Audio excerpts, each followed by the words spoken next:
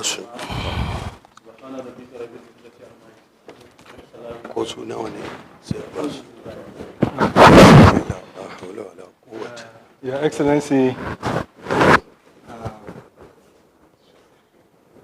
the Deputy Governor of Kano State,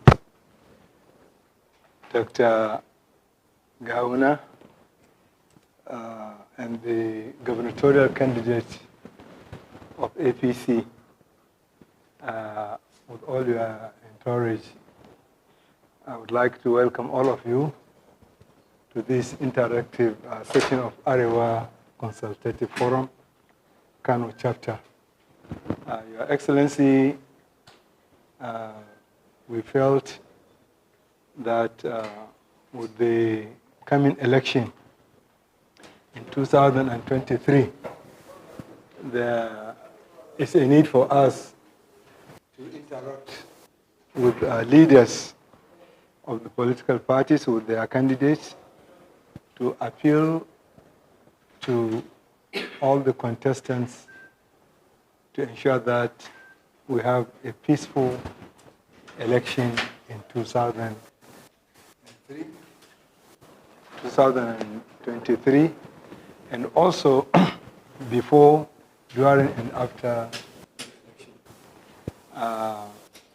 This came as a result of some of the followers of some political parties that made statements that really drew our attention to decide to hold this meeting. In addition to this, our mother organization in Kaduna had invited all the presidential candidates for a similar interaction.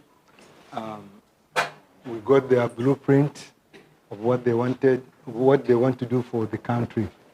So we felt also we should do the same thing here in Kano to interact with the candidates, and then if they have a blueprint, we'll have it, and then we have our own also we have itemized what we feel we should get when you become governor.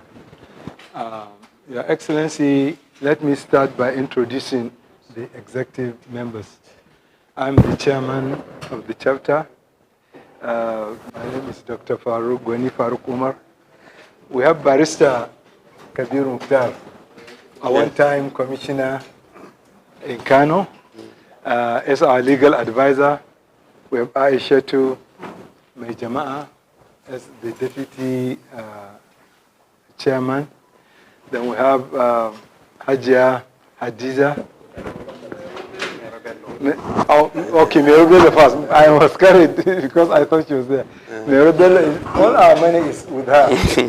And you know, Your Excellency, Yes. I always prefer to trust women with money. Then we have Hajia Hadiza. And then we have our princess, Hajia Rabi Hussein Adamu.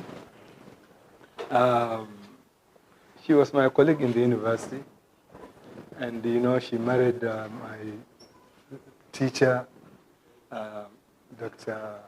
Ahmed Ishaq, and Hadi Imam is a businessman, and Professor Kamilu Fage, I'm sure, from BBC yes. And Voice of America, always. Yes. Then we have Nasiru Ibrahim, who works, and he has helped us a lot.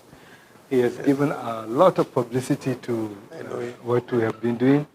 Then we have Mrs. Amina Shehu, who is assisting the secretariat, and Hajia Wan Umar, wife of late Yahya, Professor Yahya. So these are the officials from our own side. And before I ask to get introduction from your own side, I would like to say that aside from the issue of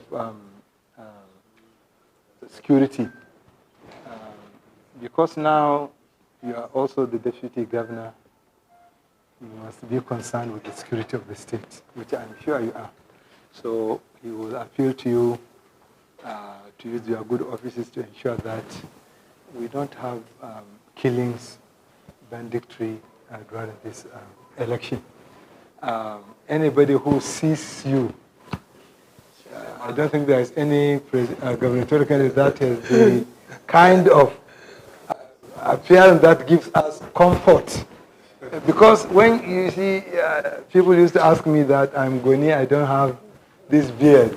Mm-hmm. But you know, the moment somebody sees you with this beard, he will see peace and stability. Inshallah. Inshallah. So then, regarding education, Your Excellency, when you become governor, one thing you will do for us is to ensure that all those people you came with, the commissioners you will have, the permanent secretaries, the advisors, let their children go to our public schools. If you do this, it will now make them know the situation we are having in our own schools. The same thing with our healthcare. We wouldn't want to see you and your deputy and commissioners going to Egypt or going to Dubai for medical treatment. We are concerned with the issue of Al-Majri.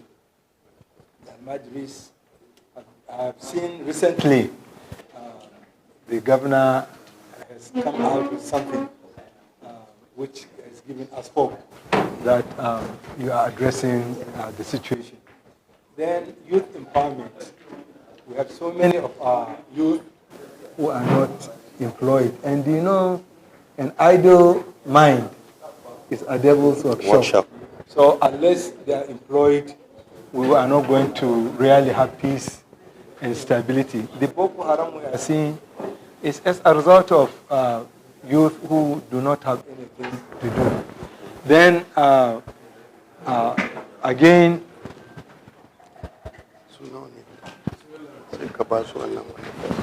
Yes.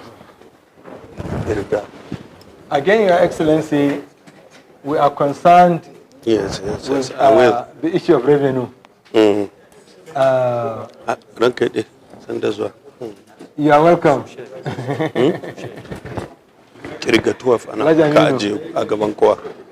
Yes. Yeah. We are concerned with the issue of revenue. Oil price is dwindling, and we believe in the next 3 years, Kano State government will not get half of what it is getting today. Nigerian government is highly indebted. Your Excellency, the revenue government is getting, the federal government, is less than the budget. So we are in a big deficit, and IMF has said that in the next 2 to 3 years, we are really going to be in a serious distress situation. How would your government improve on the revenue generation so that you will be able to carry out the projects you want to do for the public? I remember one of the governors who invited us for the elders meeting, and I gave him an example that my house on Sokoto Road, I have 4 houses inside the house. The water I consume in a month is a lot, and I'm getting water from Reka, but I'm paying only 6,000. And I feel it's not good. Unless you generate revenue, I may not get the water. And I pleaded with the governor at that time to put a meter for me so that it will show what I have consumed. So you have to think of how to generate more revenue. Many of us are not paying their tax. I think it's one area that I believe the rich must be taxed so that you can serve the poor. So with this introductory remarks, I will call on His Excellency to address us on these issues. And again, I want to let His Excellency know that all the political parties that we invited have signed our peace agreement, except one. I don't want to mention a name. But all the political parties signed that they are going to ensure that they will not carry bandits and they will not cause any rancor in their campaign. Thank you very much. Thank you. أعوذ بالله من الشيطان الرجيم بسم الله الرحمن الرحيم وصلى الله على نبي الكريم وبعد. I will start with the chairman of the Kano State chapter of the ACF and distinguished members of the state chapter of ACF. First, I want to start by appreciating your efforts and congratulate you for having to organize this kind of interactive session with people that are aspiring for political offices, but particularly I think you've started with the gubernatorial candidates, which I want you in the future to also maybe create chapters in the local government of ACF where members or political office holders that are aspiring for other offices, state assembly, federal assembly, and senate can also interact, because it will be an onerous tax for you to be able to interact with all the political office holders or aspirants or candidates. But if you will be able to dissect it and decentralize it, members of the state assembly and the national assembly, senate, will be able to partake in their own local government. And then locally, people will be able to listen to them and then get to hear what they have for the people. Because collectively, we are the ones that we are hoping to be able to form the government. Before I proceed, I want to avail myself or avail you with the people that accompanied me. I want everybody here to introduce himself and the office he's holding, the position he's holding at the moment, for you to know those that I came with, and then I will continue. Okay, sir. If you oblige. Yes, sir. Thank you. Okay. I'm Rabi Sulaimovich, the Director General Governatorial Campaign Council of the National Yusuf Government. Okay. Thank you.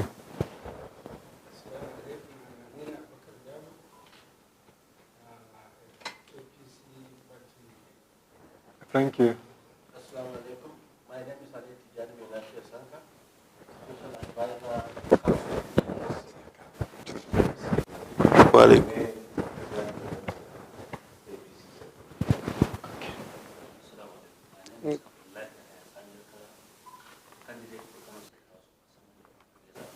Inshallah. Okay.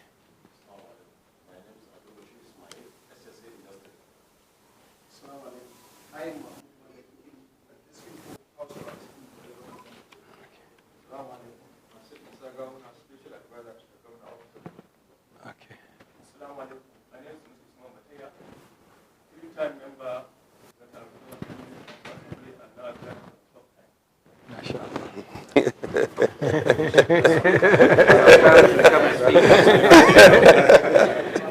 Yes. There are. Yeah, there are other. Yes.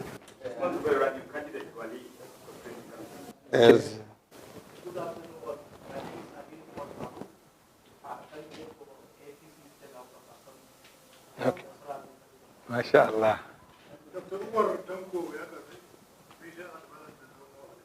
MashaAllah.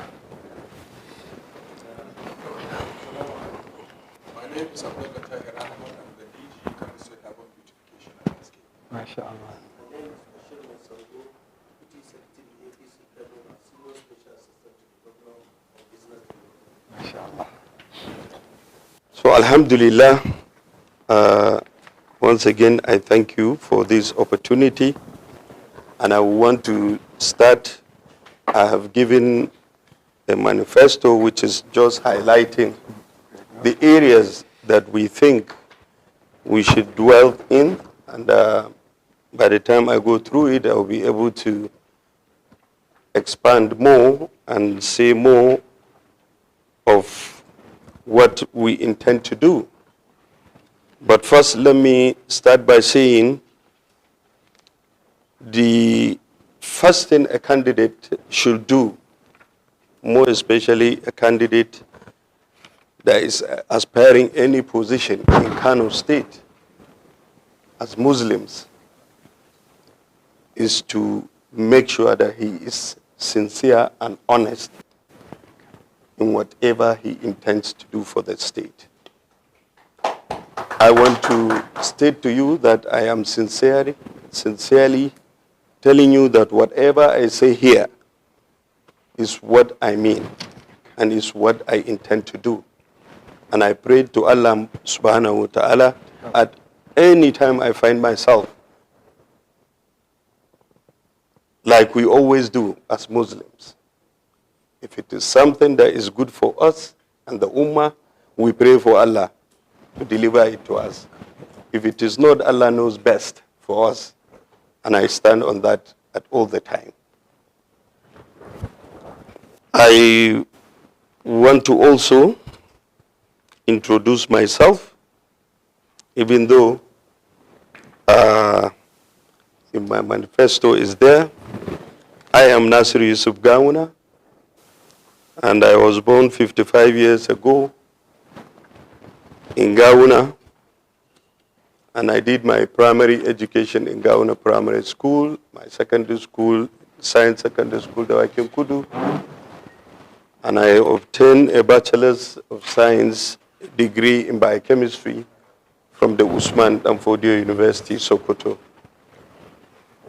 I worked with the National Electoral Commission for some time after my service, and then joined the services of the Hospital Management Board, Kano State, where I served for almost a decade, before joining politics in 2004, where I was elected as the executive chairman of Nasarawa local government. I was also re-elected in 2007, where I served till 2010, and then continue with my aspiration as a politician. I happen to work under the leadership of the state under His Excellency Engineer Rabi Musa Konkoso. I find myself as a commissioner for agriculture for almost 2 years. We rounded up the government with him when we find ourselves in a merger position where I merged from ANPP and they came from other various parties and we formed the APC.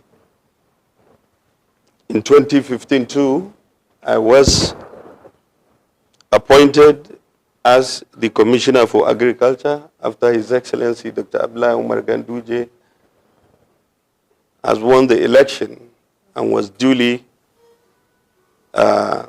sworn in as the elected governor of Kano State in 2015. I was also saddled with the responsibility of manning the Ministry of Agriculture.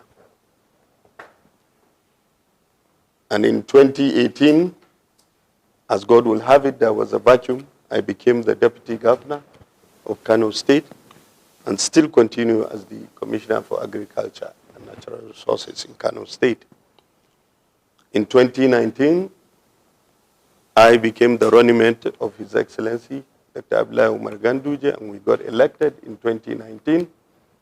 Till date, I am the Deputy Governor of Kano State, but I have dropped the office of the Commissioner for Agriculture some months back because of my aspiration as the Governor of Kano State.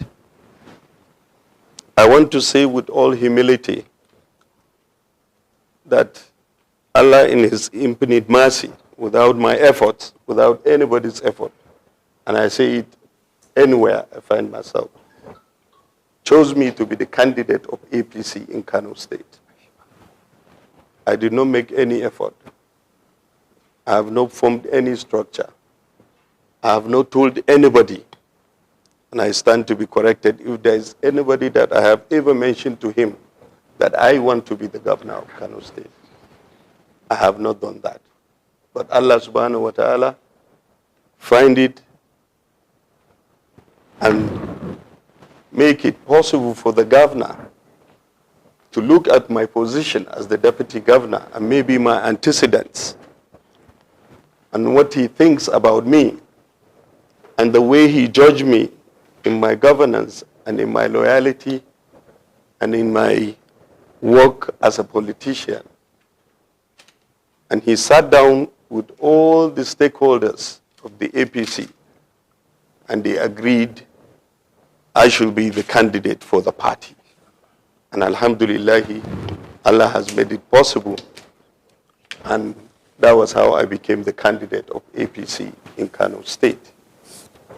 Alhamdulillah, I have to continue to praise Allah and appreciate His blessings to me and to make sure that whatever I would do, I would try and do my best.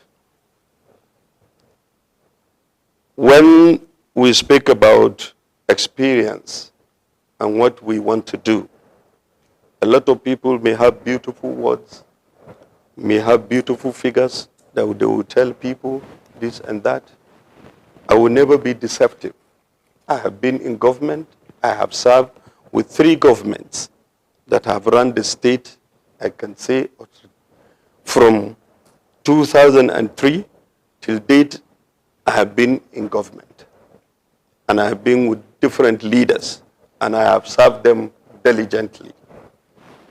I know the government of Malam Ibrahim Shekarau because I served as the chairman of his own local government, that is Nasara local government, for 2 terms, that is from the beginning of his tenure to the end.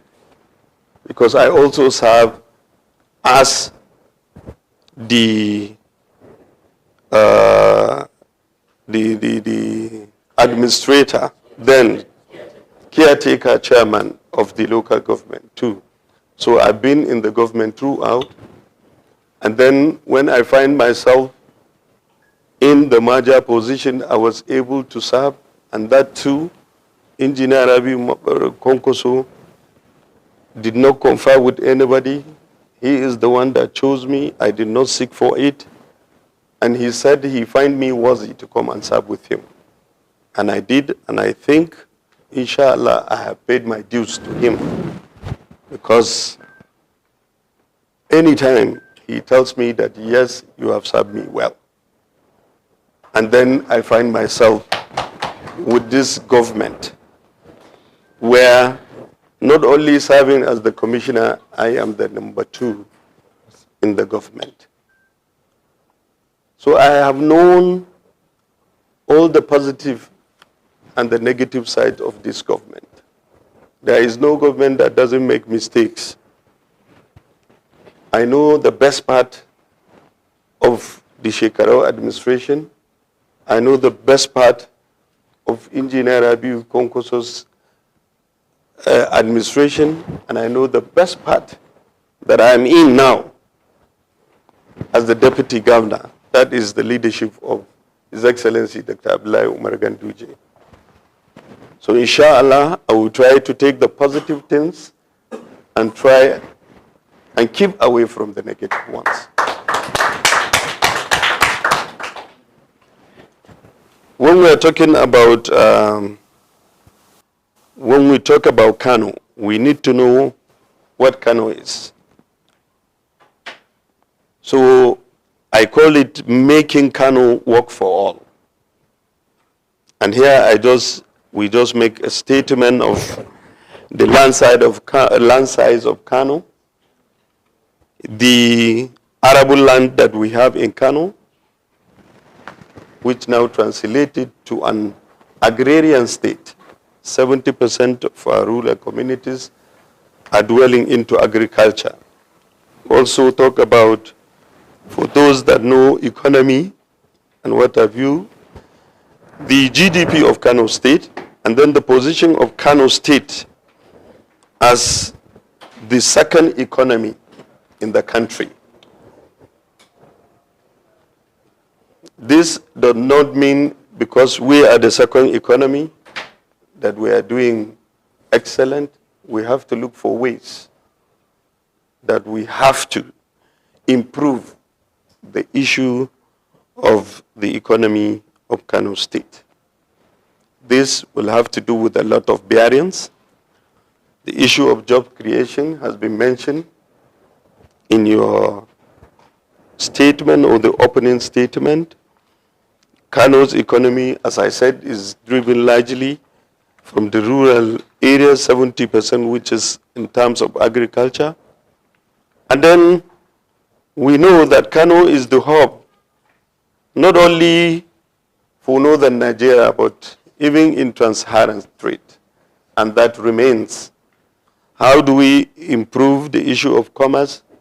There is one thing to say what you know theoretically, and there is one thing you say when you know it practically.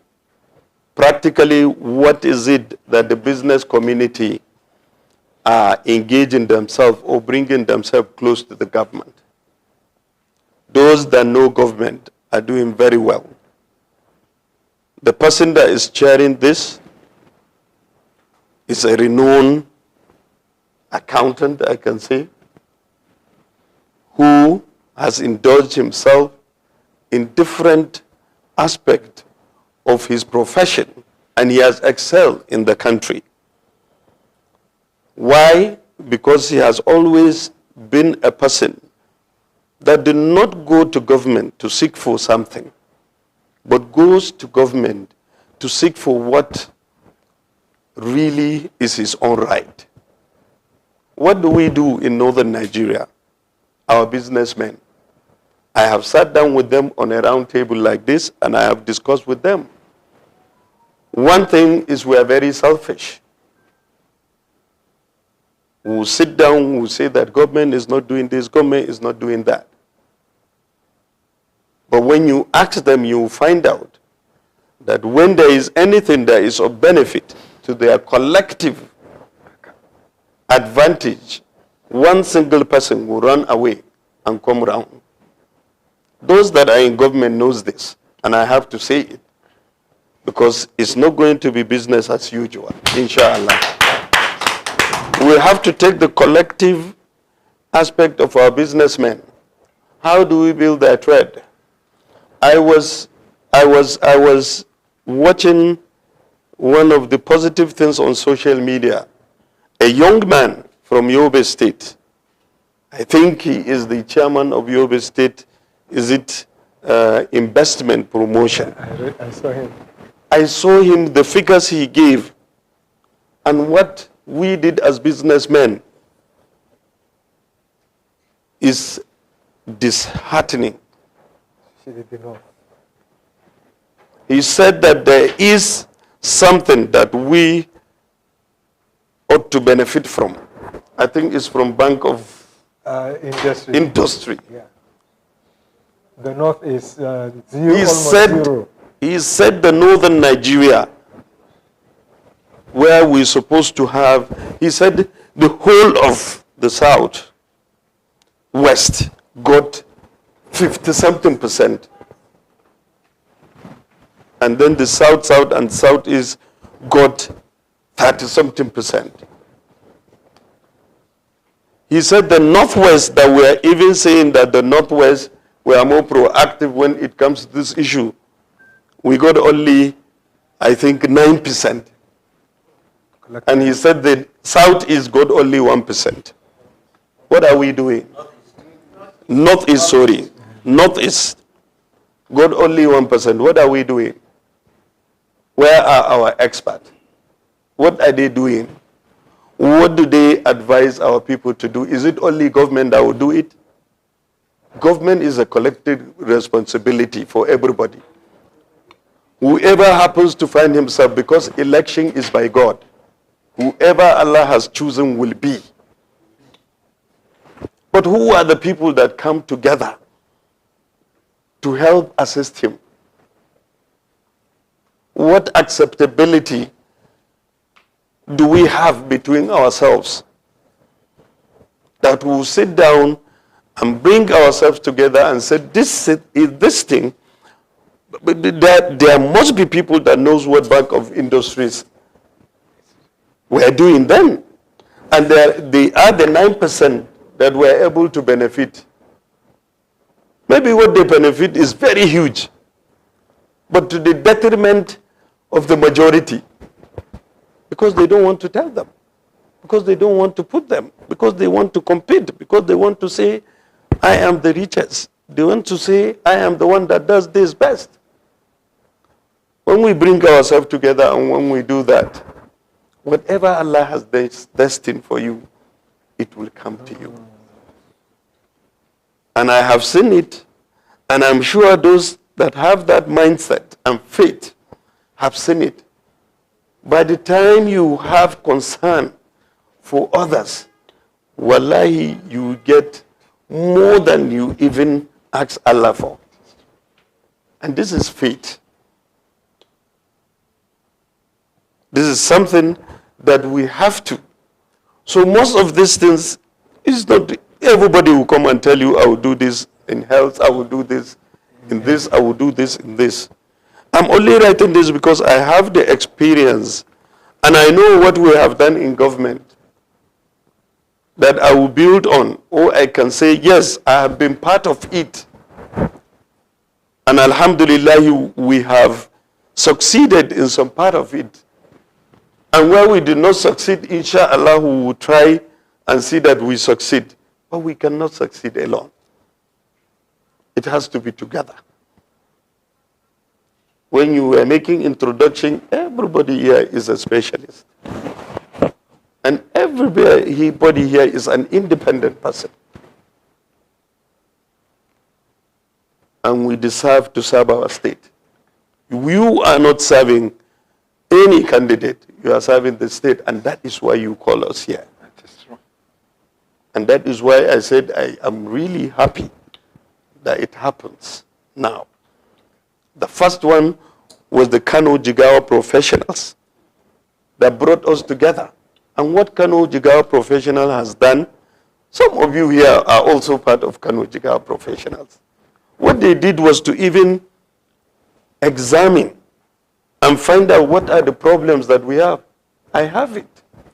And I have seen. And 90% of what they have said is true.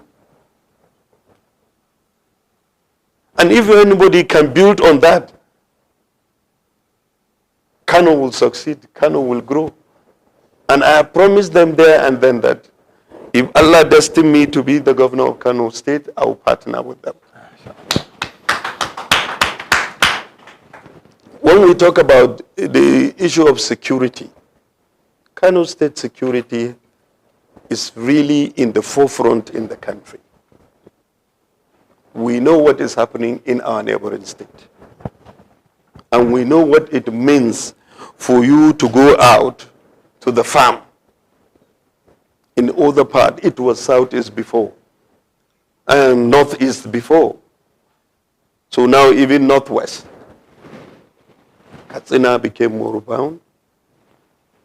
Zampara, Sokoto, Kebbi.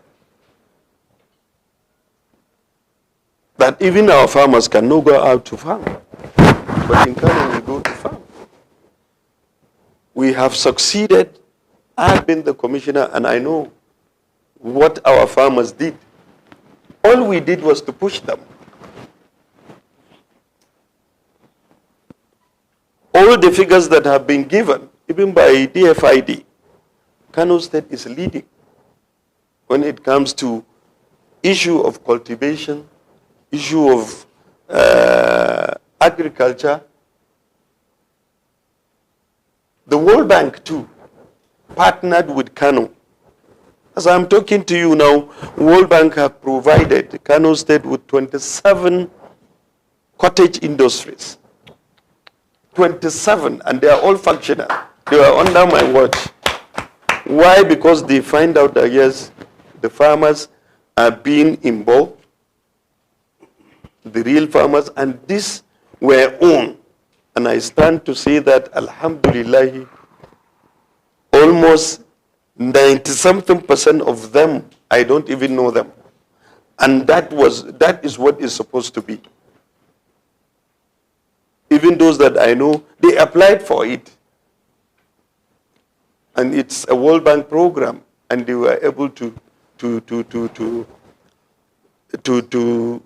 pass, and they were able to be screened, and that was why they were able to enjoy that.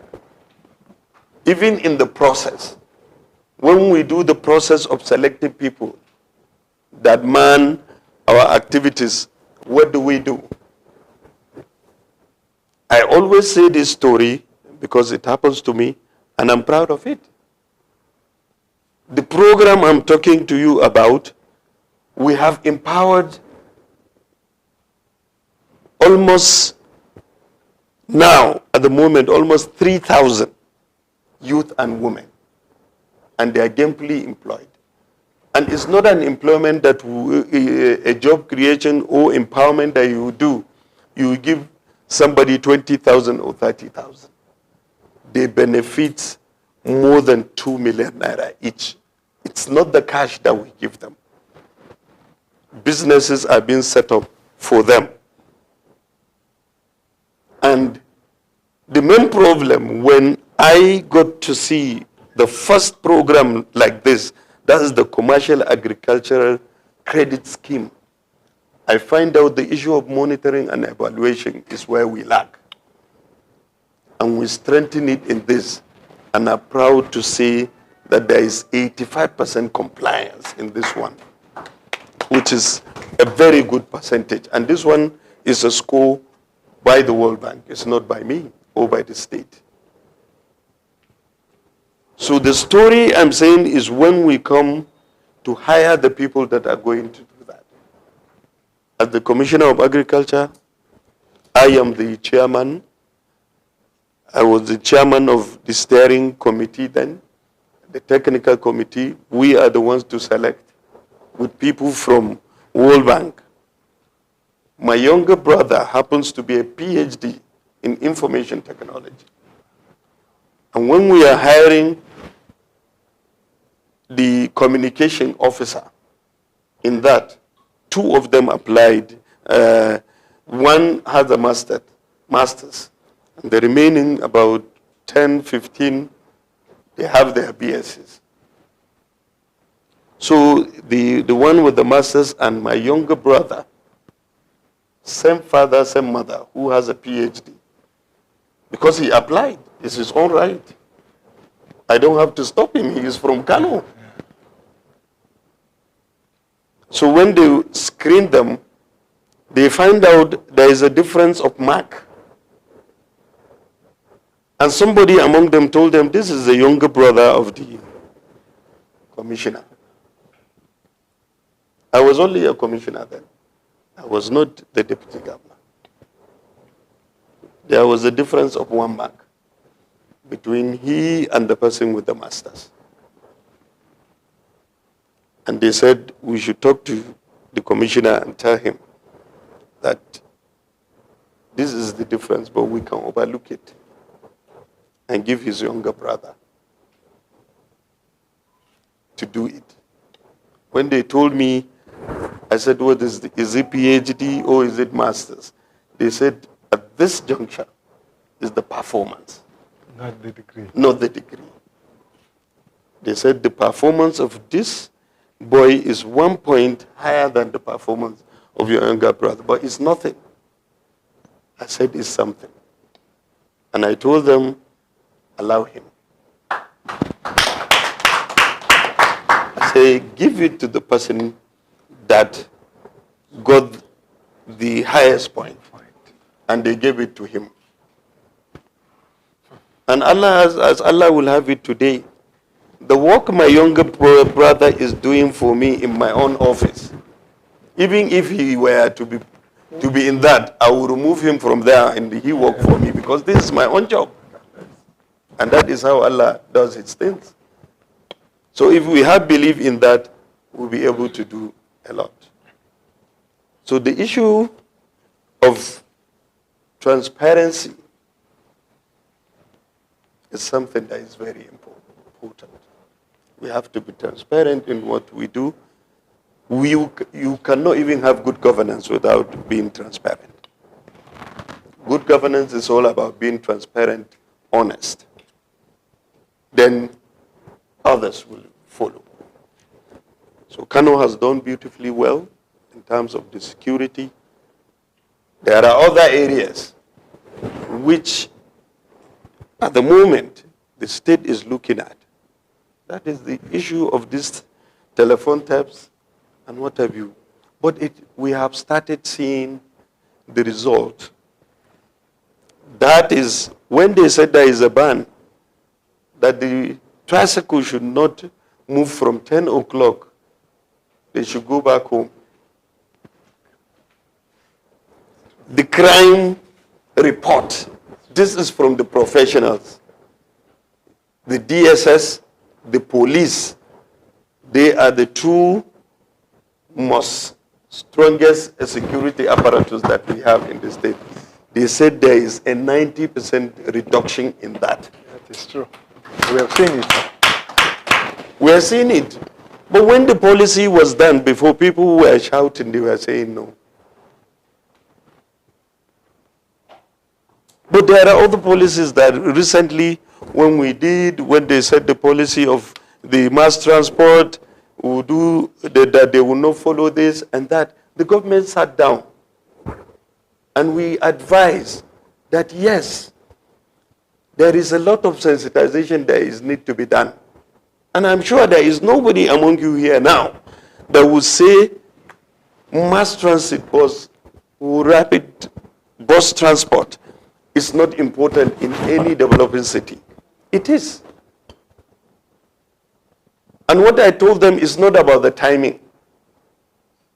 It's not timing. It's about the sensitization and the planning. Somebody told me that, okay, this is time of politics, this is time. I said, wallahi, if it is because of election, I will not stop it. I will not advise the government to stop it.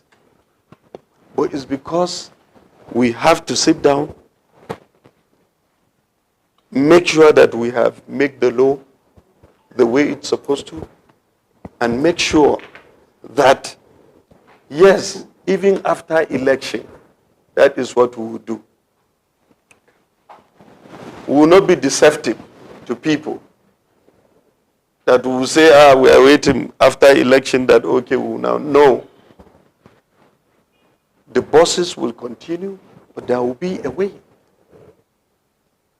They will have to work hand in hand until when we are fully matured to be able to take over in the aspect of the road system. The issue of the state tax force, the state government has done very well.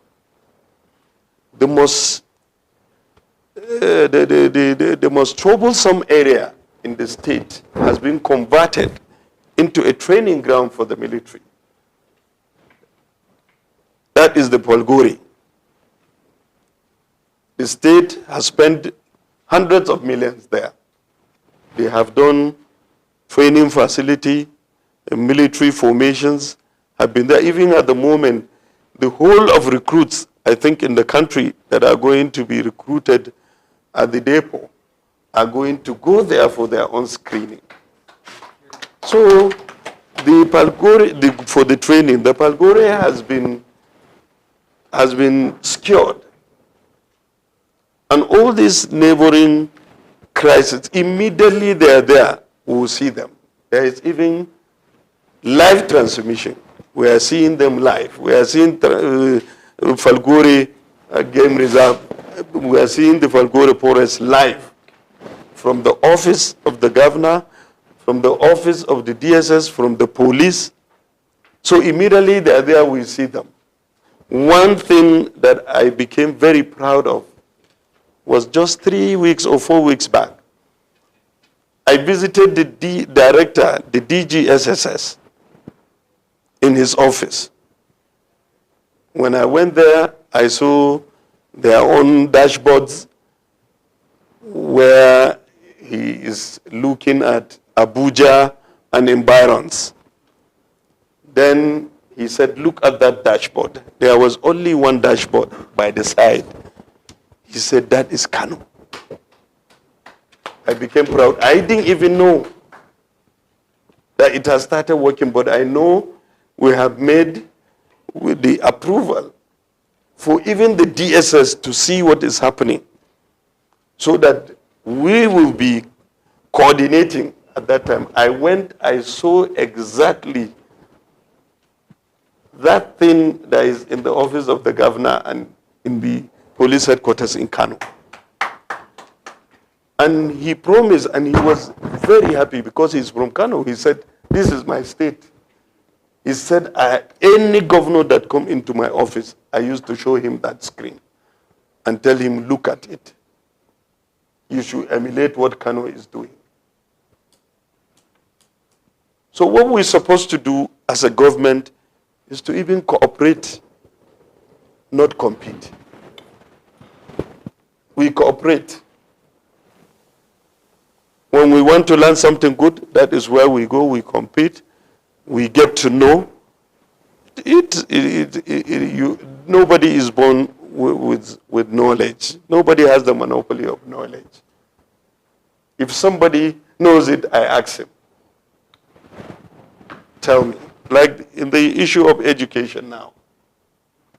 We made education free and compulsory. And we have seen the figures of enrollment. Why? Because our people want anything that is free. And compulsory, because we enforce, we will go. The enrollment figures shoot. It was only 750,000. The first month it shoot to 1.8 million. Now I'm talking about 4-point-something million enrollment figures. And one wonderful thing about it that people don't know is the enrollment figure of the girls' child. Now is 60-40. The girls are 60. And the boys are 40. The records are there. Because of the policy. But the professionals, when they were submitting their report to us, they said, as professionals as they are, that education can never be free. And they are professionals, and we cannot argue with them. Even the people, the professionals themselves, and we cannot argue, they are the professionals that we have in Kano. They said education can never be free. But Your Excellency, one thing I think you should address, yes, is the quality of the teachers. I'm coming to that. Okay. When they said education is not free, what I look at now is there is no government, I know all these governments that I have served with, there is no government that have built new classes, renovate classes, more than the government of Dr. Abdullahi Umar Ganduje. The record is there. But like you said, training and retraining and strengthening the quality of the teachers that we have. Even as that, I can't bring the figures, but thousands of teachers were about to be sacked. But what the government said, we don't sack them. What we do is we make sure they go and get the requisite certificates, and then the state government partnered with MBTE. And these teachers, all of them now are qualified, but they are still not enough. So the issue of getting more quality staff, instructional materials, is something that will have to do with funding. Some states can't even pay salaries. It's true. We cannot lie to people and then employ teachers that we cannot pay. We are battling with pension. We are battling on how to pay salaries. Alhamdulillah, Kano has never failed to pay its salaries. It has never failed to pay its monthly pension. The issue that is at hand is the issue of gratuity and maybe death benefits. So you cannot say you will be able to do that, but these are the ways that I'm talking on blocking leakages in terms of revenue. Yeah. And creating more ways that we are going to generate revenues. As you said, the oil money is dwindling. And very soon, sometimes they will say it's not even there. So we have to look for alternative ways. And these alternative ways, those that we have on ground, we are going to fortify them. Okay. And we are going to block the leakages. I cannot tell you that, yes, we are perfect on this. We are happy. And we will do all that we can to make sure that we have blocked that and will create more ways. There are more ways that will do that. Even on land reforms. Even on issues of partnership with investors. There are a lot of, and what the investors need is the security and the trust. Let them trust the government. Let them trust that their investment. All the tax they pay. The tax, yes. There are issues of dual taxation. Some will even give them tax holidays. But the real money will come later. You have to do that for you to attract investment. And when you attract investment, you attract job creation. That's employment. When you create employment, you have definitely created ways that revenue will get and economic activities will boost in your state.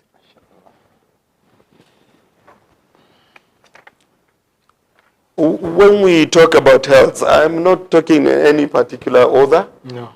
But I'm doing it because I think it's an interactive session that we can do. I can jump in and back. Yeah. When we talk about health, the issue of health is a fundamental thing. And even, like I said, in education, there is no government that have put infrastructure, that have put hospitals, primary health cares. We are even number one in the country when it comes to PHC. That is attaining PHC per ward. We have almost attained that. We are at almost 90%. You have to strengthen the primary health care. And when you do that, that is now after the construction of the health care, we have to think of a way that we are going to strengthen the training of those that are already employed, and we have to employ more. Particularly the doctors, nurses. We have a lot of volunteers when it comes to the lower health workers. We can train them. We can use our schools that we have, existing schools in the state, and then empower those teachers that will be able to train them. So we are going to dwell in a lot of training and retraining of health workers, inshallah, that will be able to man our facilities. When you strengthen the PHCs, that's the primary health centers. The secondary health centers, you have reduced burden on them. And then you have reduced burden on the tertiary. Now we have 4 additional specialist hospitals in the state. It has never happened at a time. Bichi, Gaya, Rano, Bichi, Rano, and Karai. yeah. These 4 are specialist hospitals. They are being upgraded to 400 beds. There is an eye clinic there. There is a dental clinic. And there is the ENT, Air, North and Trough. It has never happened. And this will reduce the burden on our secondary facilities that are in Kano. The major ones are the Murtala Hospital, Sir Muhammad Sunusi, and the Muhammad Abdullahi Wasi. We will reduce the burden on them. The equipments of Bichi were conveyed 2 days back, and I didn't know. Yesterday we were talking with the DG. He's from Bichi. So he told me, he said, they called him and he went to our drugstore and he saw a trailer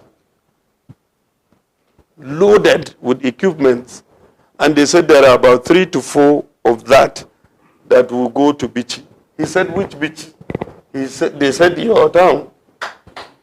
And the emir is bringing. Yes, I'm telling you an honest discussion that transpired between me and him. And he said, why didn't we know? Why are we not seeing it? He called our media guy because he's the DG campaign. He has to do that. He called the media people. He said they should wait there. And then he sent the media people that when they are uploading it, they should upload it. And they all did that and posted it. It is all over the social media now. Reno has been completed. But we only went for commissioning, yes. And the emir of Bichi is bringing investment into the town. This solar with some Israel. Israel. I've seen it. Yes. Yeah. And then the issue of the university too, he is going to bring it there. And these are the kind of partnership that when you bring development, and that you don't have to even suffer too much when it comes to issue of funding. With you people, I know, even you alone now, when we come to issue of expanding Kano, we need to expand Kano, that's in terms of housing. Kano is choked, and we are going to open that. Okay. Nobody is talking about that. We are going to expand Kano. Nobody is talking about that.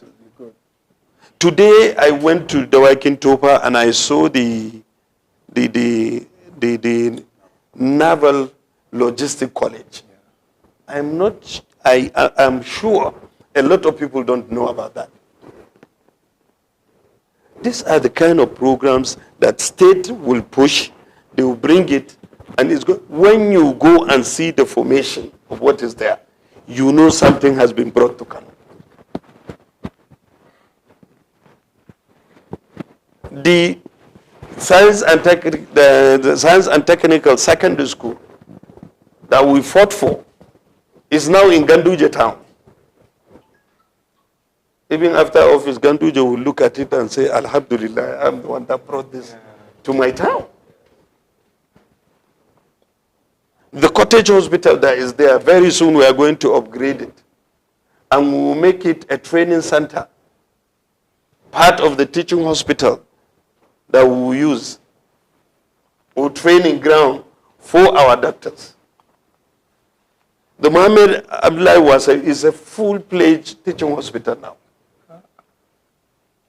They were talking of expansion. They brought something. They said this thing that we have to build hostels. We have to build administrative this before we'll be able to. As God will have it, the governor put me on a committee to go and search for where we are going to do that. Do you know what? When I said they should go to Muhammad Abdullahi was a hospital, there is a land adjacent to it towards Abdullahi Bayrawi. They went there, they said the land belongs to Federal Ministry of Works. I said, go and bring the documents from lands. Yeah. When they brought the documents, I checked. we gave them Yes. loan. Just go and use it for some time. After you use, bring it back to Kano State. And for almost 30-something years, they are saying it's their own.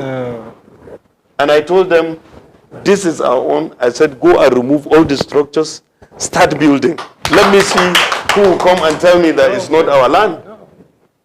I do not even where this is. Better let them go to court if they said it's their own, and let me see how they will prove it.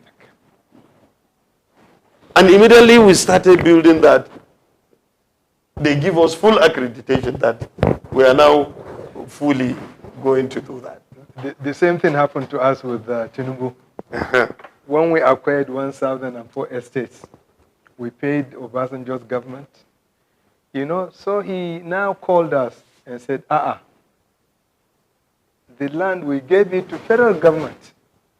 Now they are now not there, so the land reverts back to us. So every year, every tenant in 1,004 now has to pay ground rate to Lagos State government. You see, into the issue of civil service reforms, everybody should know his job. Okay. Everybody. The issue of civil service reforms is something that is very important and is going to be done. Any person must have to answer to his own responsibility. So this, I promise, and then there are other tertiary institutions to do with health that we have sat down. I have spoken to a lot of health workers, especially the doctors, that we have to come together and partner with them. They have the professionalism. If they can be able to open their own hospital and make it work, why can't they make our own hospitals work? Meanwhile, they are all the ones that are working in the private hospitals and they are the ones working at the government hospitals. Simply because the law has given them the right to practice in and out. So, and a large number of percentage of them have agreed that they will come and give their best. They are the people that knows the problem of health system in Kano. They will say that this hazard allowance, this has not been paid. Let's come together. Let's work. Let's put the health industry, let us put it together. So that, yes, like you said, we will not travel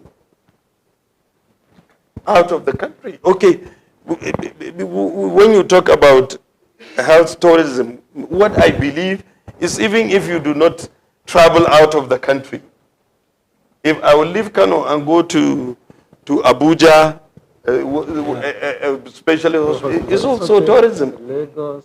If I will leave the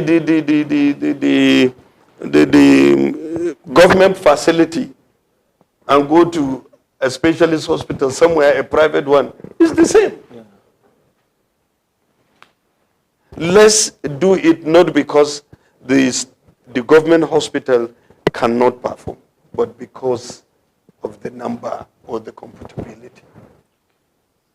Somebody, Allah has blessed him, and there is no way you can stop that.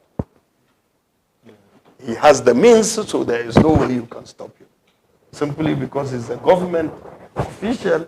If a private person that has money will do that, a government person too that has that will do that.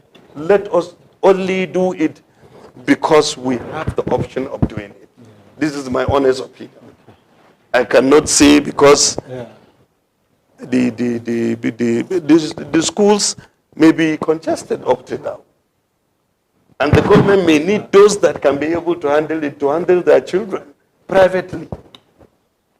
You understand? Yeah. But not stopping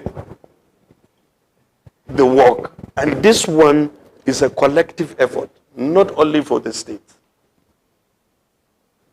My child lost 2 years because I decided he has to stay in Woodhill. While I can afford to take him abroad. Yes, because of strikes. Exactly.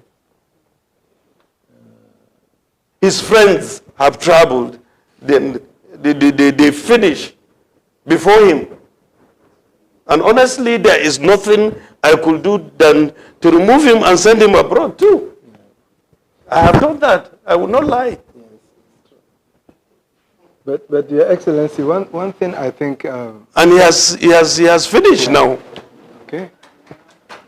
One thing I think everybody will appreciate if you do it for us. I have to mention Erufai here. Yes. Look at what he did with the teachers. He got them and he removed them, and look at the results now. This is what I said.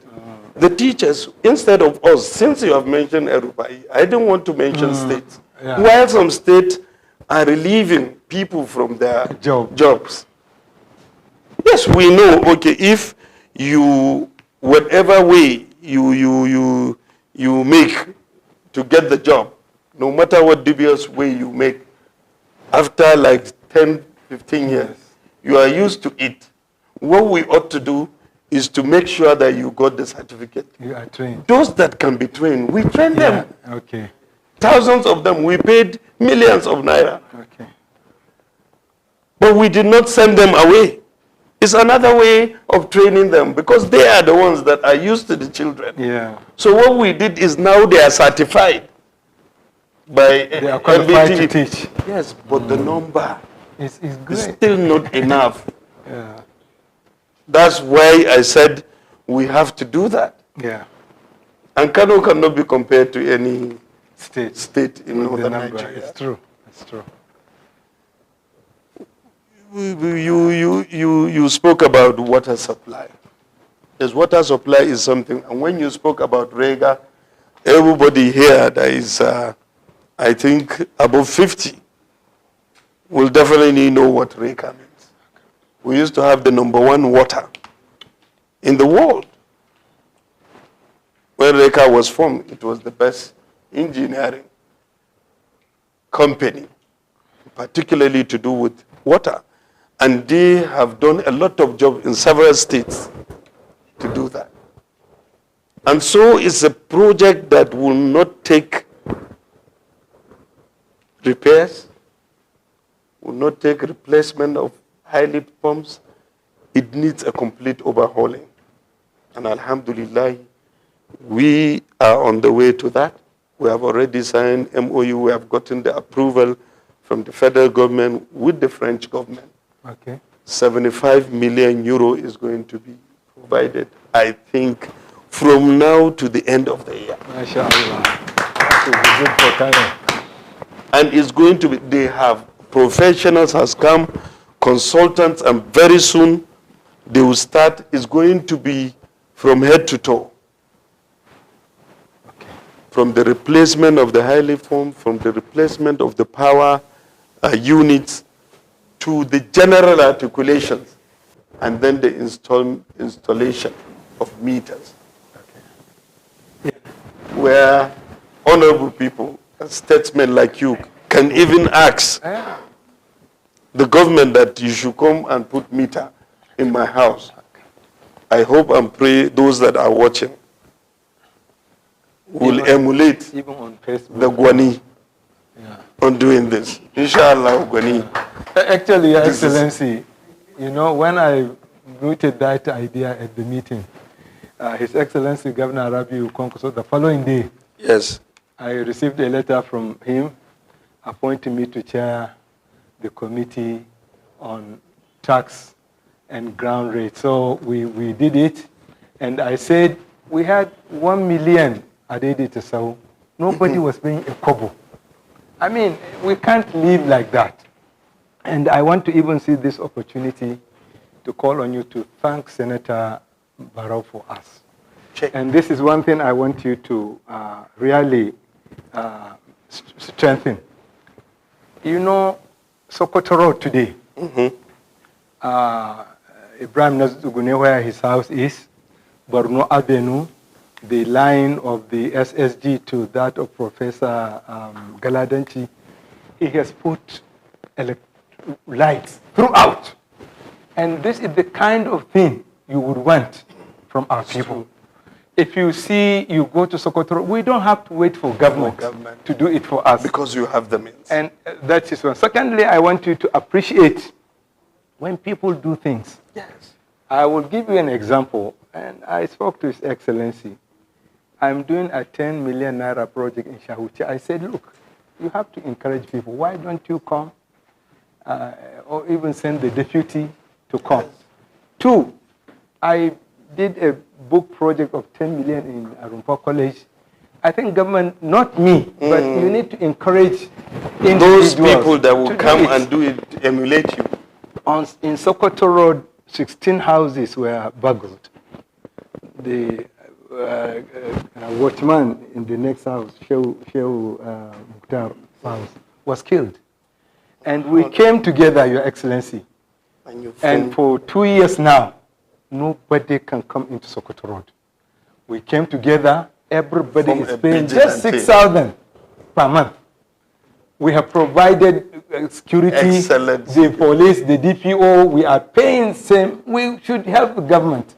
We should, so I think when you come into government, try to encourage individuals to do community. And finally, I want you to emulate what Lagos State is doing. Lagos State, you see Tinubu today, you see the Oba of Lagos, Tijani. They have what they call GAG. GAG, yes. GAG is Governors Advisory Committee. Allow us to bring people who will criticize you, who will not come to you for contract, people who will tell you the truth. This happened during Arewa Kano's time. They formed what they called Council for Mutual Understanding. Everybody who mattered in Kano was in that committee.